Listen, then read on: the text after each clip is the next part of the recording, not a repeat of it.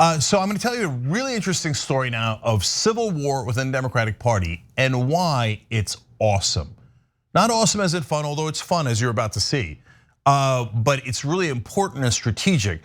But this one's a hot mess. So let me start from the beginning and explain what's happening. Okay, so first we start with this woman. You might recognize her. She was really angry at this guy, who was now really angry because of this woman. And this guy was so duplicitous that he was going to screw over this guy, who then thought about fighting against this guy. Wait a minute, but he decided, no, I'm not gonna do that. Instead, I'm gonna fight this guy. What in the world? So then here comes this woman again, and she's elated because now he's elated. But back to the other guy, he's really mad, and so is his friend. And all of a sudden, out of nowhere, this guy steps in and helps the Republicans. This is a mess, but a wonderful mess. And then this guy comes along. You don't know this guy at all, but he's one of the worst guys in the Democratic Party. I'm gonna explain who all these folks are in a second.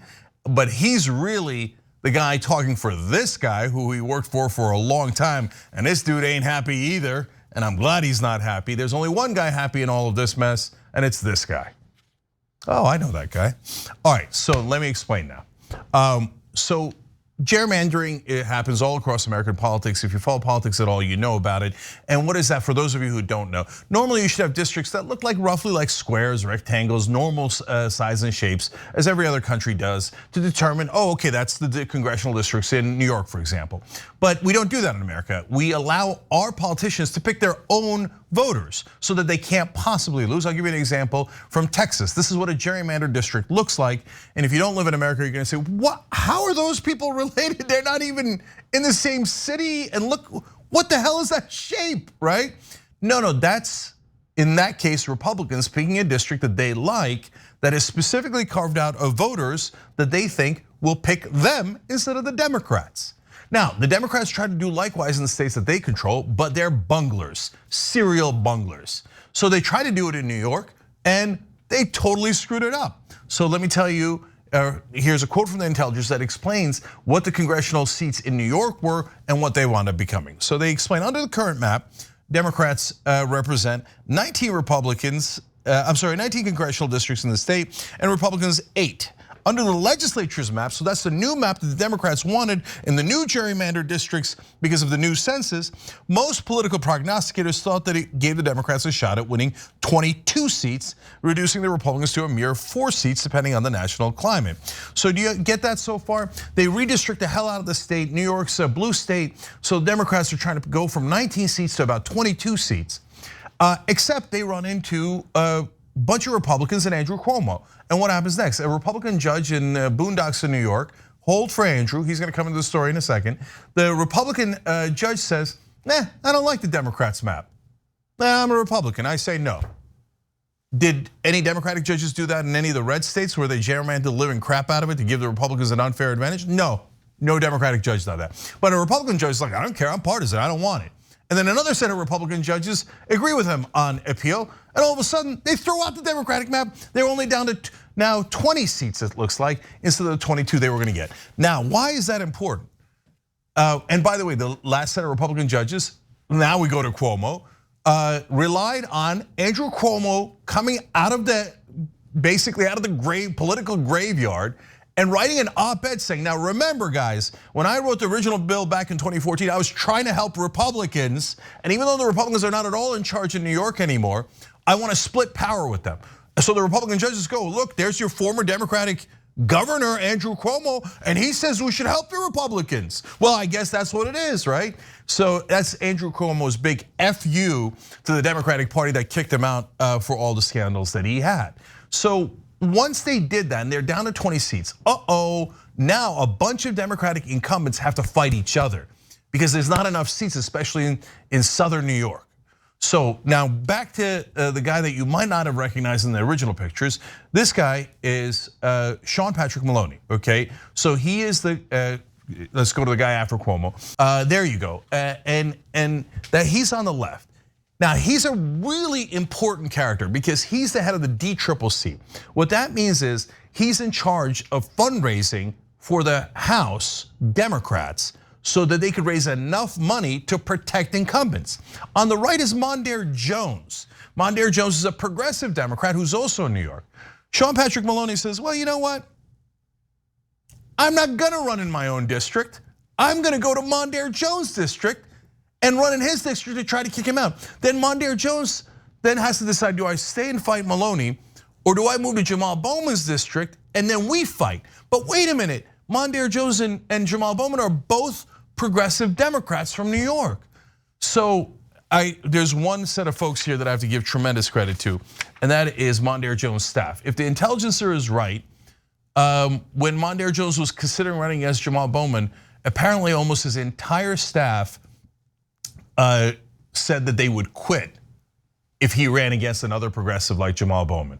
So if that story is true, I want to thank from the bottom of my heart Mondaire Jones' staff. Thank you for staying true. Thank you for being progressive, and thank you for doing the right thing. I love that, okay? So Mondaire decides that, hey, you know what? I'm not gonna go in Maloney's district. I'm not gonna go in Bowman's district. There's kind of an open district down here, and so I'm gonna run it in that district, except a guy had already said he was gonna run in that district, and a guy who lives in that district, and that's Bill de Blasio, the former mayor of New York, who's also a progressive. So now it's gonna be Mondaire Jones versus Bill de Blasio. Now, that's not ideal, but that's not as bad as Jamal Bowman versus Mondaire Jones. So I think Mondaire relatively made the right decision. I would have stayed and fought in Maloney's district, but that's gonna be super hard because Maloney has all the money. He's the one in charge of raising all of the money, including the corporate money, and that's gonna be very relevant to this race. So everything looks like it's settled, but now the progressives got screwed. They're gonna get screwed out of a district. And this is when progressives are supposed to bow their heads and say, yes, sir, may I have another, sir? Of course, sir, I will respect and cherish my colleagues who just screwed us out of a district when we could have had de Blasio and Mondaire Jones and Jamal Bowman if Maloney just stayed in his district. So you know what happened next? Here comes AOC. She comes back and goes, you know what? I'm not gonna support Maloney in his race. I'm gonna go to an old friend, Alessandra Biaggi, who is a wonderful progressive who helped Democrats recapture the state of New York from the BS set of fake Democrats that Cuomo had put in there, and helped the Republicans. Biaggi beat them back, won the seat, is a great progressive. So AOC says, you know what? I'm gonna endorse her in Maloney's seat. And that's when the establishment Democrats blow up. They're like, oh, this is outrageous. How could you do this to us? I love that part. I'm gonna get back to that in a second. But first I wanna give you a quote from State Senator Alessandra Biaggi about all of this. She said about AOC's endorsement, her endorsement is really an indication to everyone that this is an important fight for the party. She really is a standard bearer. Representative Sean Maloney's job is to maximize the number of seats that we have in the Democratic majority. And if he was doing his job, he would have stayed in the 18th Congressional District. Damn right he would have, but he didn't. He was trying to squeeze out a progressive and make it an easier race for himself. He figured twofer, my corporate donors are gonna be super happy that I eliminated a progressive and I'm gonna get a slightly safer seat. Well, turns out it's not so safe anymore because AOC, who is a standard bearer, had the courage to endorse Biaggi. Now, every establishment Democrat has caught feelings of, how could you do this to us? But wait a minute, you guys are the ones who attacked first? So I'll tell you a quick story before I get to how Obama gets involved here, okay? I got in a fight in Miami. This is not a good story, okay? Let's keep it real, okay? And I've told this before to our members, tyt.com/join to become a member. Or if you're watching on YouTube, hit the join button below and get all these crazy stories. So the last fight that I was in, and you shouldn't be in any fights, it's ridiculous, and this is a good example of it. I got my face punched about 5-6 times, okay? My nose is on this side of my face, it's a mess. But finally I grabbed the son of a bitch, okay? And I put him in the headlock. That's called the Uyghur maneuver. Once you go in the Uyghur maneuver, nobody ever comes out, okay? So I finally got him, right? I mean, I'm a mess, but I got him. And he starts screaming, why are you grabbing me? Why are you grabbing me? Why am I grabbing you? Because you punched me in the face 5 times, that's why I'm grabbing you. Because my nose is on the other side of my face, that's why I grabbed you. But that's the establishment. After they punch you 5 times in the face, if you say, yeah, well now I'm gonna endorse someone in your district, they're like, why are you grabbing me? Why Why are you grabbing me? So that Maloney's super mad. And then all of a sudden, here comes Obama's top ally. Now, you probably don't know Jim Messina, but Jim Messina was campaign manager for Obama and was one of his top aides. So I don't know if this is sanctioned by President Obama, but trust me that Obama and Messina are as close as they could possibly be. And Messina, who ain't got nothing to do with nothing, is just now a corporate guy, which I'll tell you about in a second, comes out of the woodworks and then sends this tweet about AOC endorsing Biaggi. He says, this is so counterproductive. The Supreme Court is about to outlaw abortion. We could lose both houses. So we're going to focus our time running against each other? Now we're primary and committed progressives because why? If we lose a house, it's because of dumb crap like this. Whoa, wait a minute. Let's break that down. We're primary and committed progressives. Ain't nothing progressive about Maloney. Maloney's literally in charge of raising corporate cash for the Democratic Party. But Messina knows the mainstream media works for corporate Democrats. So nobody in media is gonna challenge Messina. They're gonna say, oh, that was Obama's campaign manager. Oh, of course, listen to Jim Messina. What a wonderful guy Jim Messina is. He says, oh, it's all the progressives' fault. And wait, how could it be the progressives' fault if you just told me Maloney's a progressive? Oh, because you don't really think Maloney's a progressive. In fact, you know he's not a progressive. Okay, then he says, can you believe that they are doing these internal fights? But wait a minute, Maloney's the one that started the fight in the first place, randomly going into Mondaire Jones' district, because it's 2 points, he said, safer. It's 2 points more Democratic than his seat. His seat is perfectly safe. No, he did it so that he could purposely push out a progressive. And all of a sudden though, Messina's like, oh, there's fighting in this establishment? I didn't know that. Now the progressives are fighting back. It's all their fault if we lose. And why does he says if we lose, it's because of progressives? And we've shown you this on the show many, many times. It's because the corporate Democrats know they're about to get slaughtered. They didn't pass a goddamn thing. They didn't help the American people at all. They don't want to help the American people. All they want to do is pass corporate pork bills like that infrastructure bill was, which Jim Messina loves. And he doesn't want you to get higher wages. He doesn't want you to get universal health care. They had 8 years to do it. They never did it. Under Obama, they had 8 years and the minimum wage, they left office at $7.25, and that's where it is now. Messina loves crushing the average worker. He works for multinational corporations. And so because of their policies, they know for a fact that they are going to lose. So ahead of time, the losers are setting up an excuse. Oh, if the progressives hadn't started a fight, we would have won.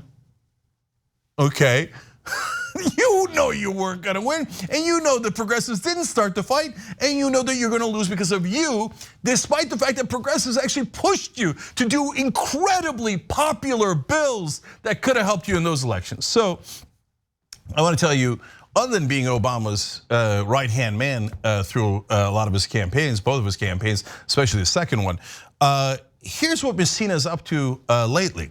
After Obama leaves office in 2013, Jim Messina launched the Messina Group. In this role, Messina provides strategic consulting to businesses around the world. Clients include Uber, PillPack, Airbnb, Google, Delta Airlines, Hutchison, Whampoa, and over 300 other corporations. In this role, Jim continues to advise Democratic organizations on domestic political issues in the US.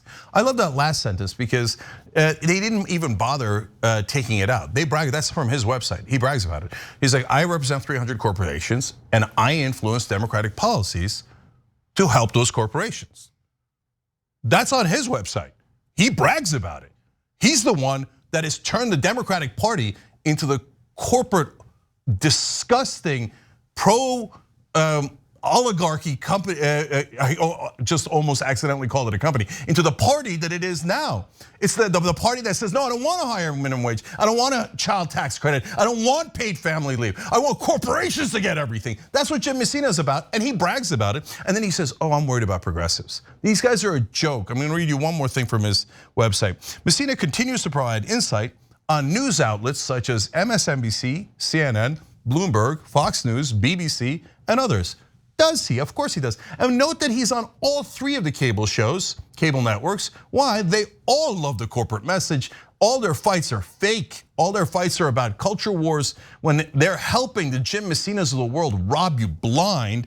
The rest of it was that Jim serves on the boards of blockchain.com. Oh, great, more crypto stuff. And those are the guys that come into all the elections and try to defeat progressives, etc.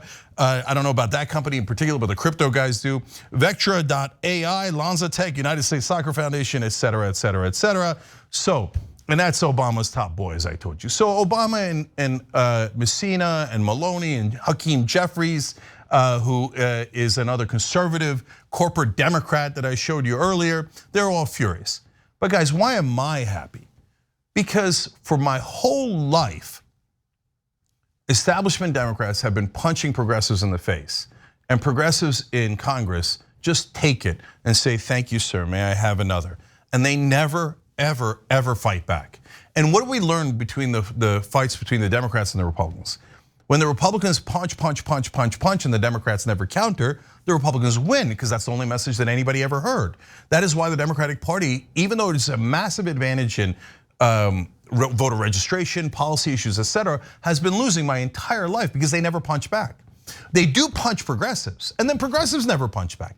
So for the first time, AOC is actually punching back, and not through a tweet and not through things like that. No, through an endorsement saying, I want this progressive to beat that incumbent Democrat. That to you and I, that might be normal, that might be obvious. Of course you're gonna support the progressive instead of the corporate guy, right? But in Washington, that's the beginning of a revolution. They've never seen progressives fight back. And that's why they're outraged. And that's why Obama's guy and all the others are saying, how dare you progressives? You're not allowed to fight back. Well, sad day for all of you. We are allowed to fight back, and now finally the fight has begun. And now we make our case. And when we do that, you know what's gonna happen? We're gonna win, because we're right. We have the popular positions. All of our positions poll from 2/3 of the country being in favor, all the way up to 90% of the country being in favor. So let's go fight and let's go win. And thank you, AOC, for doing the right thing here. And if you live anywhere in New York, make sure you know which district you're in and you vote for the progressive, whether it's Biaggi or Jamal Bowman. And in the district with Mondaire Jones and Bill de Blasio, look into their policies and make your own decisions.